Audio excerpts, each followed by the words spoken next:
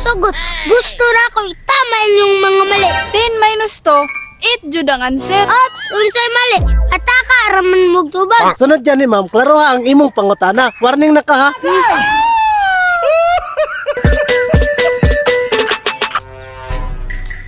Uy, siyon, gano'n na pamangkadiri nga hapon naman, wa pa makaniuli. Naglagot ko sa akong maestra. Kung ano naman po, usa din hitabo. Nag-question in answer nga ganina di. Tama akong answer. Iya akong gimalian. Kadit lang be, akong klarohon. Nag-question and answer mo ganina. Unya, tama ay mong tubag, pero gimalian ka. Oh, sakto kaya akong tubag din gimalian ko sa akong maestra. Wala na ka mulikra mo ganina. Nilikram mo good ko pero wala ko niyagi paminaw. Ay tama jud daw siya. Basig tama ay mong maestra. Mali lagi.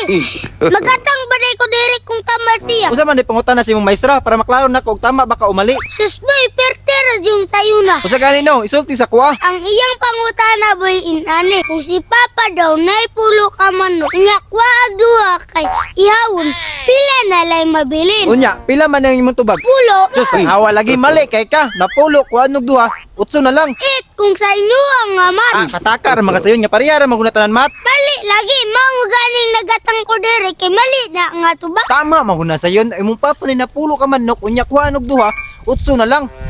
Unsa di problema ninyo, sir? Ay, ang iya daw maestra. Uy ma'am, mali to imong answer ganina. Ay, ikaw din yung maestra ni sayon. O sir, ako. Sayon, mali man to imong answer gayna. Tama lagi ko ma'am. Mali lagi ka sayon kung mauto ang pangutana. Bawi na nangig ka sa sunod sayon kung namali ka karon. Tama gid ka, ma'am.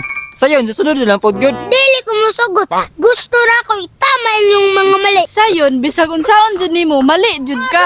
10 minus 2, 8 jud ang answer. Sakto kayo ka, ma'am. Mali lagi, sige raman magbalik-balik. Sa inyo ang amat, sakto na. Pero sa inyong question nga gihatag, mali na. Kahian mo ulo sayon. Oy, 10 minus 2 ba? Lagi boy, hulitod sa dato si principal kay siya ray makasulbadanay. Sulbad naman gud untana ni Sayon kung musugot lang ka sa answer. Uy, say problema nyo diri. Principal, si sayon di mo dawat sa tinuod nga answer. Unsa mo din hitabo ane? Gaina man gud principal nag-question and answer ko. Wala ka tubag si Sayon. Up! Principal, nakatubag ko, wala lang gidawat ni ma'am. Tarungan ninyo bi, nalibog ko. Unsa man yun nahitabo? Pangutana ka teacher, principal. Sulti sa ko ang imong pangutana. Principal, kadiyot lang. Tawag sa ako akong papa para napod ko ibiditsya. Sige sayon, balik na yun ha. Unsa day imong pangutana? Unya na lang principal, pag naa na sila dire. Pa, pagdaling pa kay nagulat sila principal digdo. Nene, lagi sakit kaya kong tiil. Uy, na si sayon no.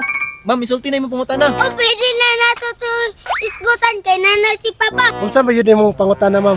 Ingani akong pangutana. Kung ang papa ni Sayon na ay napulo ka manok, kuhaan og duha ka ihawon, pila na lang ang mabilid. O sayon, pila may imong tubag? Pulo, principal. O tan-awa principal, mali kayo yung tubag. Ops, unsay mali. Ataka raman mo tubag. Dapat nangutana mo ka papa kung muhatag ba siya.